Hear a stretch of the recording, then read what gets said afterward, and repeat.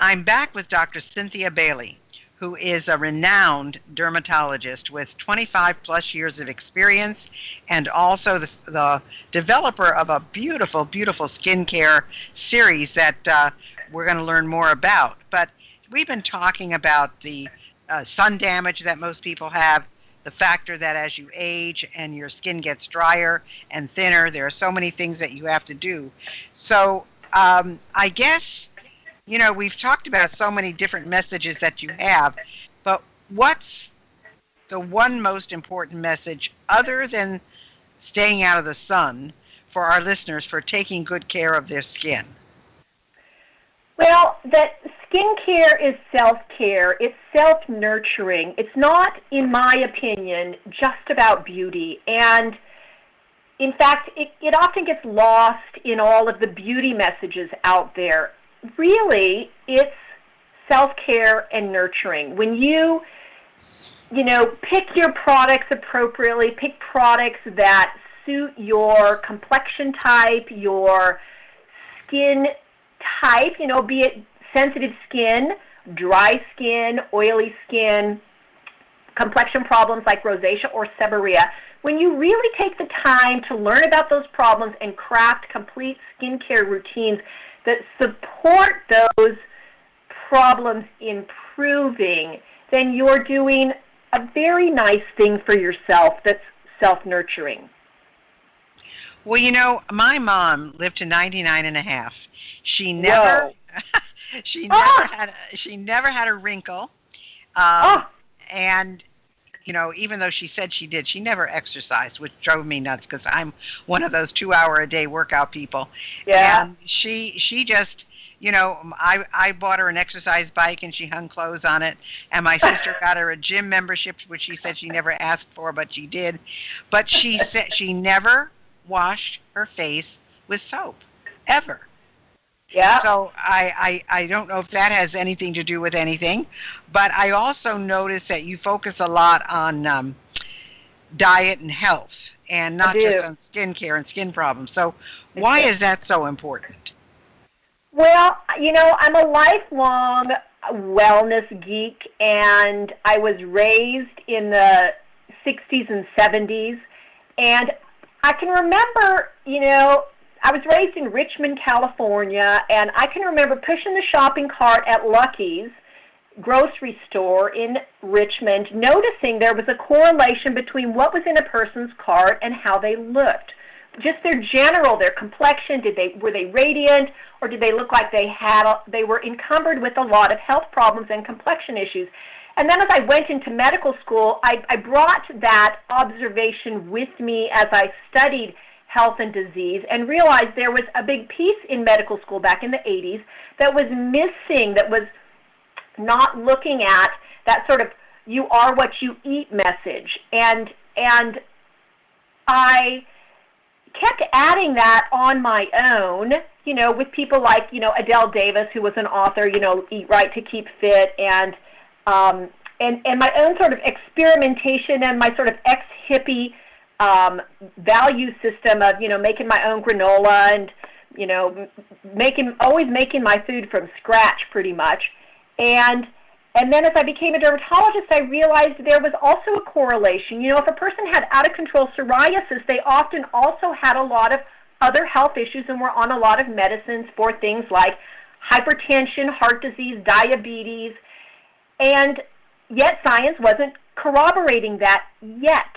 So people would come into me for prescription creams to fix their skin problems, and they'd also get a little chat, in Louisiana we called it lagniappe because I went to Tulane, a little something extra that was about lifestyle, diet and exercise and, stress reduction, the things that we now know that are now commonly known to be anti-inflammatory.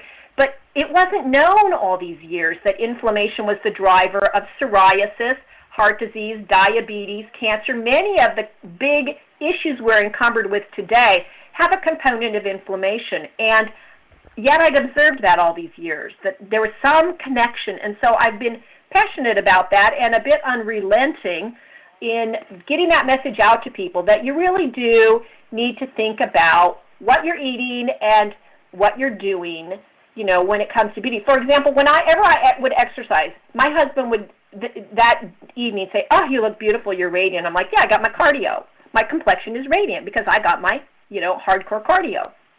So that's why it's on my website. I've got a free ebook on my diet opinions, which are based on science, and it's in my videos. Some of my most popular videos are things like what is a high glycemic index food, and how to make collards palatable, and it's all over my advice pages. So it's hard to get through anything with me without getting a little spiel on diet and wellness. Well, I also noticed that you donate 50% of the proceeds from your chemo kit to FORCE, which is Facing Our Risk Empowered. What is a chemo kit? So a chemo kit is a skincare routine that I developed for myself when I was on chemotherapy. So for my 55th birthday, I was gifted by the universe with bilateral, high-grade, triple-negative, synchronous breast cancer, one in each breast. Now, they were tiny. I caught them early on my own self-skin exams, or self-breast exams. So self-breast exams save lives, because had I not caught them small, I would probably be dead right now.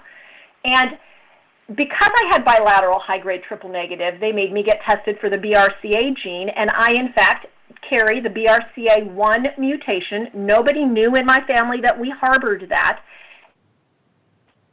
And it wins me an 87% lifetime risk of breast cancer and somewhere between 40 and 60% lifetime risk of ovarian cancer. Well, in retrospect, my mom had 2 breast cancers, but it was before the BRCA gene was known, and she had the same sort of Stone Age chemotherapy that I had and survived. And her mother died of what was thought to be colon cancer, but in retrospect was probably ovarian cancer at the age of 55. So I was on chemo. With my cancer, they said, you're not going to, if you just have surgery, because I didn't want chemo. Again, I'm a wellness natural Nelly, hippie person. I didn't want to take poison into my cared for body, but my surgeon sort of got a tear in his eye and said, I can't save you with surgery. You will die, and it will be a bad and ugly death. You have to have chemo if you want to live, and you have to have the worst scorched earth chemo on the planet, and it needs to start immediately, and we need to put a port in because otherwise, we might damage your arm. It's really aggressive chemo. And I had 4 months of that called dose-dense chemo with the old-fashioned chemotherapeutic agents called adriamycin, Cytoxan, and Taxol in very high doses, and then they give you every 2 weeks, and then they give you a shot to keep you from dying, keep your bone marrow producing some white cells so they can keep giving you chemo at very frequent intervals. And during that time, I developed my chemo kit because I knew what was going to happen to my skin, and so I made it my point to develop the best skincare routine for chemo patients, and that's my chemo kit. And because FORCE, Facing Our Risk Empowered, is the organization that supports the BRCA hereditary breast and ovarian cancer community, which is more than just the BRCA mutation. They were so key to helping me get through this with credible advice, with mentors who'd been here and walked this path. So because I owe them such a debt of gratitude, I give 50% of the profits to FORCE every month. So they get a nice little check every month, and the chemo kit gets sent out often it's gifted to people. You have someone with cancer that you love, and they're going to have chemo, and you don't know what to get them. Well, there's the chemo kit with my instructions. Of course, I wrote my instructions with my detailed instructions on how to care for skin on chemo, and completely hypoallergenic products to support chemotherapy-treated patients keep their skin healthy. Because you know what? If your skin goes bad and you have breakdown on your skin like eczema, that's a portal of entry. And when you're on chemo, you get an infection. They stick you on antibiotics, and that then messes up your balance of flora and fauna, and you end up with yeast infections, and on it goes. And I know that as a doctor. And so keeping our biggest organ healthy while on chemo and preventing infections helps us survive cancer treatment better. Yeah, I'll tell you something. I so identify with this. Of course, I had a mastectomy and lumpectomies. Anyway, at the end, I had two mastectomies. I want to put a message in here also for mammograms, because both Yeah. mine, all three of mine were found on mammograms, and Wow. much too tiny for me to even. But this was another thing that was amazing to me, that the smaller it was, the more devastating it was. And I went through radiation 3 times. I went through chemo Wow. once. But the interesting thing was that since I've had chemo, I don't sweat anymore. And so Yeah. when I work out, I get flushed, but I don't sweat. So Wow. that's a whole different issue as well. But you're also writing a book about surviving and thriving after cancer. So tell us a little bit about that. That book kind of wrote itself, you know. So I called it the cancer year. It was 12 months of surgeries after the chemo, you know, because I had to have I had a double mastectomy with bilateral lymph node dissection, which is extra fun. And then I had to have the tubes and ovaries out.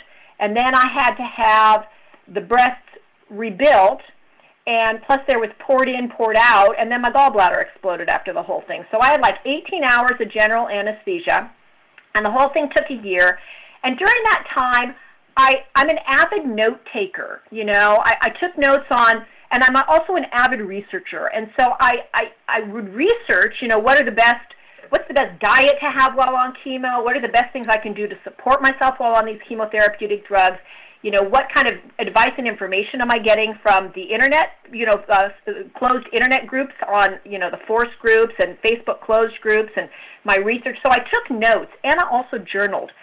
And when it was all over, I realized there's a book here. And then I was in the exam room with a patient who said to me, as we were in conversation about this, she says, you know, everybody's going to go through this, either themselves or their loved ones.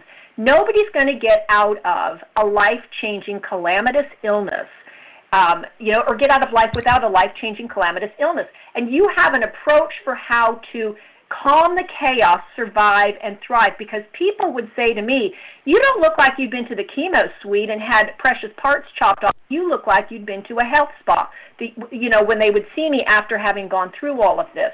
Especially one really cheeky, lovely mentor of mine in Australia. And I realized, you know, there's a book in there, and I just started writing it, and it actually it wrote itself. And I systematized how to, you know, when you're first diagnosed, your brain is just spinning. You've just got to get all this information because your doctor team is telling you have to make these decisions, and you are lost. You're not an expert. I was not an expert in breast cancer. I knew very little about it. So much had changed since medical school. And then you have to learn how to pick your team. You have to have the chutzpah to sort of be willing to fire your team if members of the team that you've chosen are now becoming disappointing. And you need to learn to up your stats. So your doctor's going to say, you know, you've got X% of surviving and Y% of not surviving. Well, you want to be in that survivor group. So for your disease, what things do you need to learn about putting into your life so you are stacking the stats in favor of survival and good outcome? Because it really is a game of math. And then how do you turn this, you know, life-changing situation on its head and actually use it as that motivation to really claim your health and vitality back, even better than before? And so the book just wrote itself. It just, you know. Well, that's so interesting. And, you know, it's interesting, too. They gave me the test for the BRCA gene because after 3 occurrences, they felt, you know, Yeah. But I was negative, which was amazing Wow. to me. But, you know, these are all things that you women who are listening to this, take advantage of Dr. Bailey's knowledge and her experience and her ability to be able to talk to you in terms that you understand and make sense to you. So what would you say your favorite thing is after, you know, 30 years or so of being a dermatologist? It's the dermatology is so relevant. I mean, it's the face we show the world. It's that outer part of our body that we look at every day. You know, if we're in a sort of worried state, we'll find something on our skin that worries us. It makes us comfortable or uncomfortable, either physically or emotionally.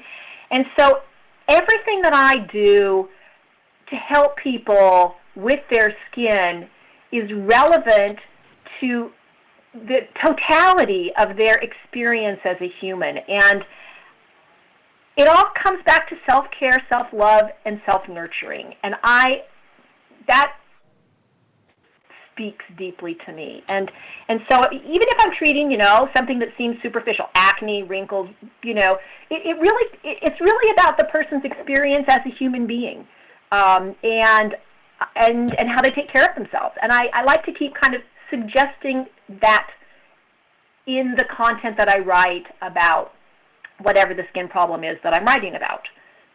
So what is your opinion on the fillers, the Botoxes and the collagen, or the things that people have injected? I've never done anything because, frankly, after 16 surgeries, I didn't want to do anything about anything.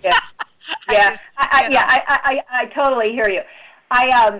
So I actually, within certain boundaries of self-care, I actually love the they're minimally invasive ways to make us sort of feel pretty. Kind of like, it's like curling your hair, but with a medical license and expertise. It's like, do we curl our hair? Do we put on mascara? Do we buff our fingernails? Do we get a pedicure?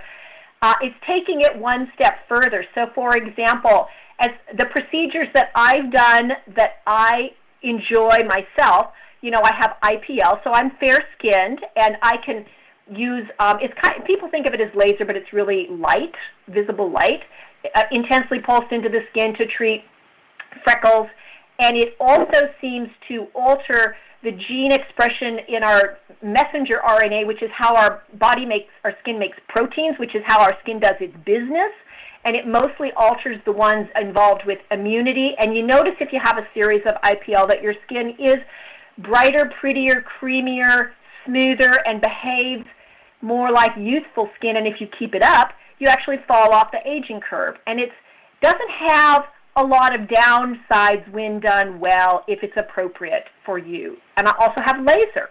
So I have ablative laser, which is I like to call it a controlled burn, where you're stimulating the body to make new collagen in response to a controlled injury. And then I am full of Allergan's filler products, I have to say. For breast reconstruction, I have Allergan breast implants to make me look reasonably normal.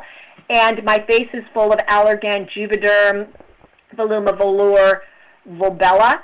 And so, part of the aging process, our face becomes, instead of a heart shape, it starts to become square. So, I have a filler nurse who gave me some cheeks again, and that brought up my jowls. So I didn't like my jowls, but just like drapery fabric, if you pull it up from the top, the part that's puddling on the floor kind of doesn't puddle so much anymore. And so, I've had Botox since it came out, and I have to say that before the studies showed it, I knew there was a sort of neuropsychological emotional feedback loop. If you can't make a frowny face, you don't feel so frowny. It's the same concept as if you make a smile, you feel happy and you feel the smile. If you make a fretful face, you feel fretful, and people read you as fretful, and they respond in kind. So the neuromodulators, most notably Botox, keeps you from making the frowny appearance on the face, and that actually, instead people tend to raise their eyebrows instead of smush their eyebrows together, and that creates a completely different emotional feel. So I'm a fan of some of those treatments. I'm not a fan of all of them, but I am a fan of some of those, and I've availed myself of the ones I just listed for probably, 10 or 15 years. So, and you can see my picture at drbaileyskincare.com, and so what you see is compliments of Allergan and some laser and light technology. Well, it's interesting. When I was going for my treatments, people would call me Miss Sunshine because they always would say how happy I was. Well, I actually would leave my radiation treatments and go in the bathroom, change into my workout clothes, and go to the gym and work out. And Yeah. even with the chemo, I even had my bunions done when I was going through chemo. Holy So cow. I know. And Wow. so it was fairly interesting. But I have not used anything, and people always guess. I mean, I take good care of my skin, but Uh-huh. people have guessed me at least 15 years younger than I am, and I've never used anything, and I probably should, but I just have never wanted to go and get all those injections and everything. So Mhm. when you're They're not not for working, everyone. yeah. Yeah, they're not for everyone, by the way. So what do you do when you're not working, Dr. Bailey? Well, like you, I exercise. So I'm a lifelong exercise, I don't want to say fanatic because it's a good thing. So if I don't get my exercise, I don't feel right. Now, my exercise has changed over the years. So, I used to be a dancer, and I would, Me too. dance. Me too. Yeah, I danced for hours, and I would get this total nirvana out of it. You can, between the music and the endorphins, it's just such a beautiful way to exercise. But now that I've had chemo, I have my feet are a little bit numb, and I've lost proprioception. So, which is how you know where your parts are in space. So, dancing is a little scary right now. So, I walk. I live in the country. I'm blessed to live in the redwoods. So, I walk. I swim. I have a lap pool, and when it's too cold, I go to the local public lap pool. I swim. I do yoga, and the yoga I do gives me a good upper body workout and is also sort of meditative. I do Pilates, and I do want to get back into dance, but probably partner dancing. Because I probably need to sort of be supported, most likely by my husband, to keep myself from falling. But and then I garden. One of the only Uh-huh. one of the only arguments we used to have, or when I got frustrated, was when I was trying to teach my husband to dance. I mean, that was the most useless thing I had ever done. I know. I know. He had rhythm in the shower. He had rhythm, at different times. He loved music, but not when he danced. It was all left feet. But I want to get to where people can get your offer. You want them to go to your website, drcynthiabailey.com. And it's Dr. Bailey Skincare. DrBaileySkincare.com. Dr. Bailey. Okay, so it's DrBaileySkincare.com. DrBaileySkincare.com. And then you've got a Ultimate Pigment and Sun Damage Repair Kit. Now, I know there's a link for it, but it's going to be too complicated to give over the air. So hopefully they will see that when they go there, correct? Yes, they will. If they type in the search bar Ultimate Pigment and Sun Damage Repair Kit, it will take them to that page. Fantastic. So, I mean, you've just heard a whole plethora of ideas about taking care of your skin. If you didn't get something out of these 2 interviews that we did with Dr. Bailey, then you weren't listening. So go to her website, which is drbaileyskincare.com. See the products she has. See the offer that she's making for the Ultimate Pigment and Sun Damage Repair Kit. And take a look and pay attention to what she's offering there, because there's a lot of things that I just assure you that you can use. So we've got about 2 minutes left, Dr. Bailey. Is there anything we haven't talked about that you would like our audience to know? Oh, again, it goes back to skincare is part of self-nurturing and self-care, and learning from credible sources about your unique skin and what your unique skin would benefit from is how you start. And so pick your sources carefully. I hope I'm one of those sources.